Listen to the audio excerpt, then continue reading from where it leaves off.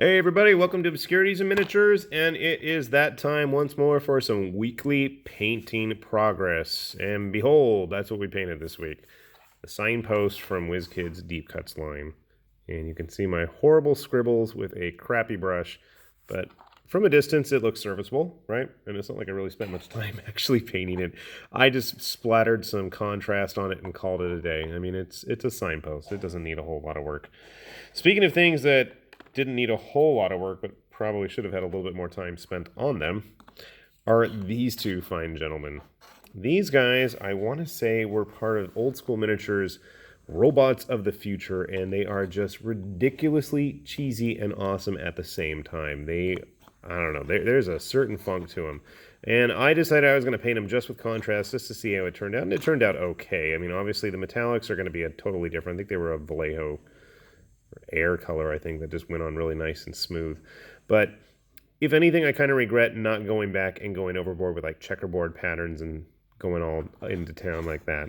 But they're kind of cool because they're really scale agnostic. I mean, if you wanted, they would totally fit in with 15 millimeter guys, or if you wanted to have them hanging out with 28 millimeter or 30 millimeter or 32 or whatever scale you have, I think they'd work quite well, especially if you want that really funky, ugly, retro futuristic look. And I mean, these guys have it in spades. They're very cool.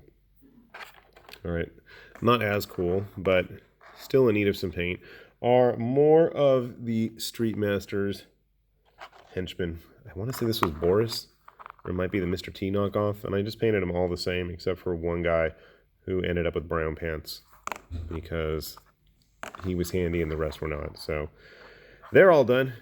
And I think I only have one set of the Goons left in the core game, and everybody, literally everybody in the entire box is painted at that point. So hooray for me. It's taken a while. Besides that, let's see what else. We finally got our Iron Jaws boys all painted up, or as painted as they're going to be. I had a hell of a time trying to get any kind of yellow to actually work with them. Finally, I gave up, scrapped what I actually had, gave them a real quick coat of white primer, and it was around the time that the contrast colors were released, so I cheated and tried doing that, and I think the results, they're all right.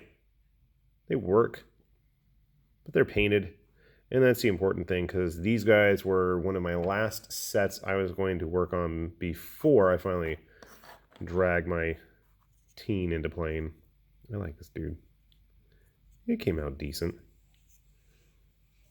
I just went with a very, very simple color palette because I'm like, I want them done, and I want them finished, and I want them on the table to play.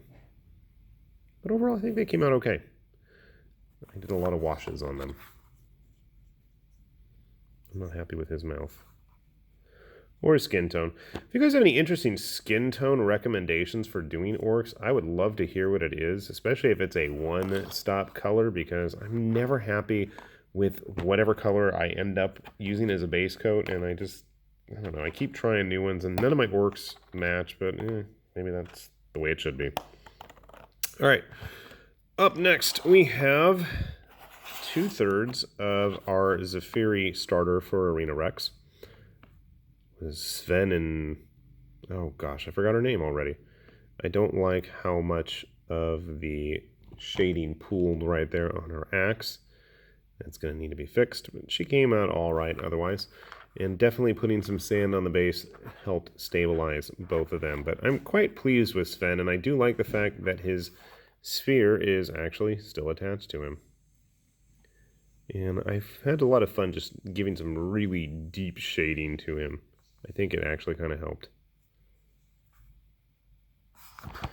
I actually have the third model from the group finished. That's the girl with the wolf pelts, but I can't find her base. And if I don't find it soon, I'm just going to stick her on a 40 millimeter base, throw sand all over, and call it a day. She's actually done. She'll be here next week, one way or the other on some size base. We'll see. All right, what else do we have this week? Well, we got Drazar.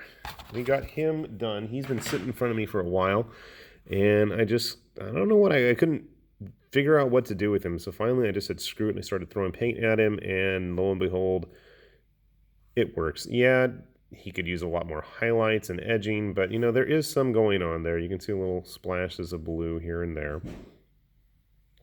It just didn't come out as dark as I would have liked. And I really couldn't make up my mind what to do with all his soul stones everywhere, but I think for the most part, it came out okay. I don't like how the bottom of that blade looks. I better fix that. I wanted his blades to be kind of polished looking because it doesn't seem like he would keep them all covered in gore and viscera. It seems, you know, beneath him. He needs his blades looking flawless and beautiful.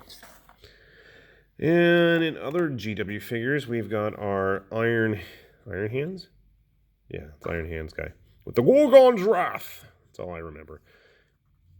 I had a hell of a time trying to get his armor shaded. I don't know why. It's just black for the most part. And I just like fretted and tutted over it for so long. But it's done now. I probably should have done something with those purity seals, but whatever. They're okay. A very basic paint job again, but I don't know why.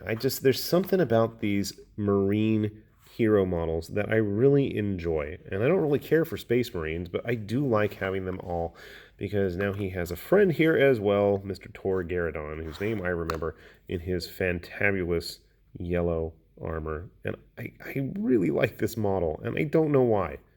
I really don't know why. I like his over-dramatic pose as he's stepping forward. I like all his colorful bits and bobs of, you know, communications equipment everywhere. There's a lot going on. A lot of color tucked away on him. And he really fills his base with a lot of presence. Fills, not feels. He's got a good heft to him. Feels chunky, takes up a nice amount of space. And he looks quite stoic and imposing there. He's a big guy. I mean, obviously, even with the Street Masters, that's probably a good size indication of what these dudes should look like after they've crossed the Rubicon. Finally, in addition to those, because that's obviously not enough yet, I was on a kick to finish up some more Kingdom Death models.